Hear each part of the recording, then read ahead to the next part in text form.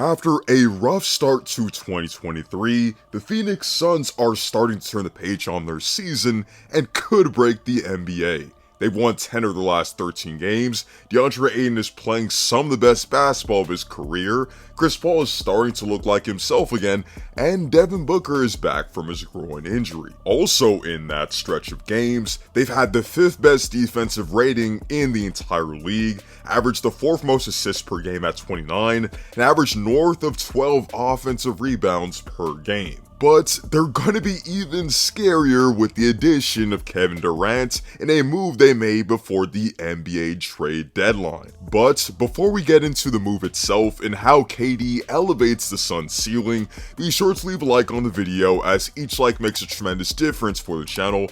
And also, be sure to sub to the channel for even more content like this. With the NBA's Western Conference being as jumbled as it is, you consequently didn't hear any chatter of any big moves being made before the deadline. Matter of fact, we were told that it was going to be a quiet deadline since most teams didn't want to be sellers since they wanted to compete this season. But oh boy was I wrong. The first big domino to drop was Kyrie Irving out of the blue requesting a trade from the Brooklyn Nets over a contract extension dispute and supposed disrespect he faced from Brooklyn. However, the package of Dinwiddie, Dorian Finney-Smith, and a first-round pick suggested that the Nets would try to compete moving forward with KD this season. More so, it was inconceivable that a team would not only have the assets to acquire someone of Durant's caliber, but also be able to pull off a move with just a day and change before the trade deadline. But again, I was so wrong. I definitely can't be the only one to say that I was flabbergasted when the Suns were able to pull off such a move. They traded Mikal Bridges, Cam Johnson, Jay Crowder for unprotected first and a pick swap in 2028 for Durant's services, and it's easy to see why. Despite having storied regular seasons over the last 2 years, the Phoenix Suns came up short both times in dramatic fashion. They blew a 2-0 lead in the 2021 NBA Finals, losing 4 straight to the eventual champion Milwaukee Bucks, and in 2022, they probably gave up the worst performance in Game 7 history, as a 64-win Suns team had the same amount of points as Luka Doncic at halftime, and were down by 40 points at home. However, under new ownership and in a conference that retooled heavily over the deadline, the Suns knew they had to make a splash and did so by acquiring a top 5 player on the planet to pair with Devin Booker, CP3, and Deandre Ayton. The Suns' offense is going to be super explosive with Durant in the fold due to his sheer presence alone, as he's one of the deadliest scorers and outside threats the league has ever seen. On this season, he's averaging 30 points, 7 rebounds, and 5 assists on the best field goal percentage of his career at 56%, and still shooting 38% from 3 on 5 attempts a game.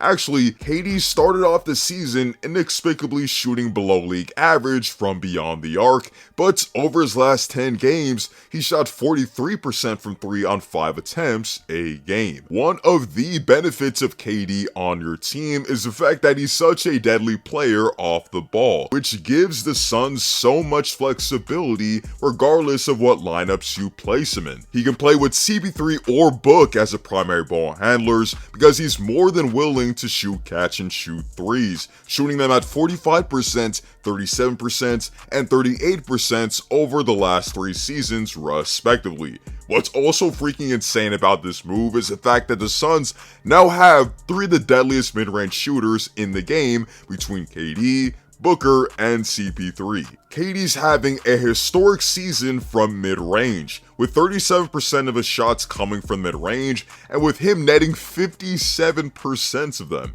30% of Devin Booker's shots come from mid-range, and he shoots 47% on those attempts, and 33% of CP3's damage comes from mid-range, where he shoots 45%. That's going to be extremely tough for practically any team to stop, and just the threat of that mid-range jumper will create so many easier looks and opportunities for others. This team is evidently going to have an insane half-court offense, and the spacing on the floor is only going to make Deandre Ayton's life a whole lot easier when rolling to the rim and operating in the paint. Additionally, outside of dealing with the Celtics' excellent defensive masterclass last postseason, Kevin Durant is a proven playoff performer year in and year out. He obviously has reached the mountaintop twice in Golden State, also winning Finals MVP twice on 29, 8, and 5 averages across those playoff campaigns. And since joining the Nets, he's been nothing short of spectacular in the playoffs as well,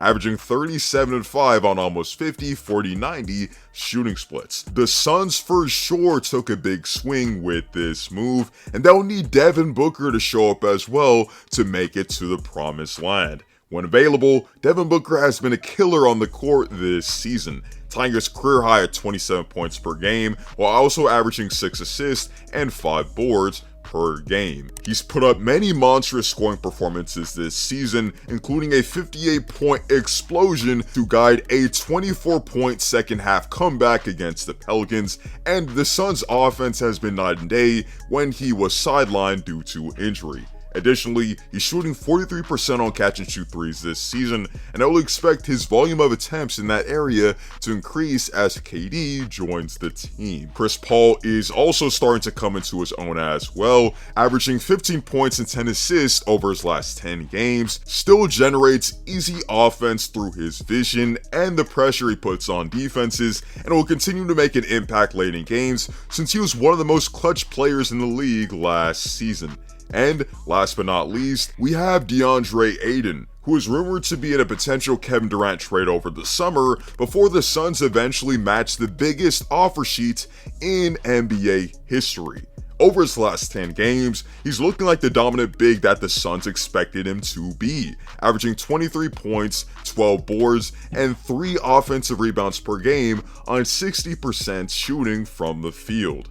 The Suns won't have a ton of depth with the addition of Kevin Durant, but they still got TJ Warren in that deal, who averages solid 10 points on 50% from the field in Brooklyn. The Suns also still have Cam Payne when he's healthy to back up CP3, Damian Lee who's shooting 45% from 3, Torrey Craig who always happens to be in some of their best lineups, and Jock Landale who's been solid for the team. With the Kevin Durant trade, the Suns' offense is going to be incredibly difficult for anyone to stop, and the Suns will definitely feel the pressure to deliver and bounce back from a nightmare playoff run. However, while they do have an excellent chance to win the NBA Finals, it's not a do-or-die season if they were to fall short.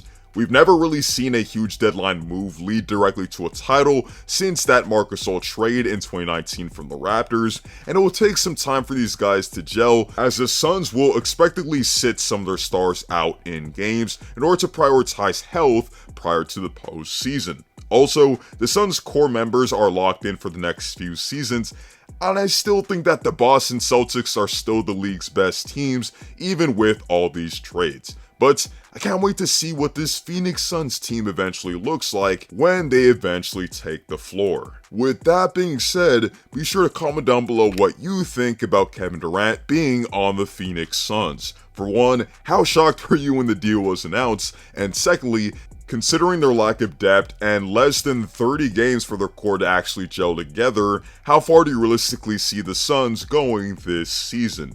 Western Conference Finals, NBA Finals, winning it all? Please let me know in the comment section down below. Be sure to leave a like on the video, as each like makes a tremendous difference for the channel, and also be sure to sub to the channel for even more content like this. We'll be talking about the Lakers, OKC Thunder, and James Wiseman in upcoming videos, so you won't want to miss that. Hope to see you all in the next one, and stay tuned.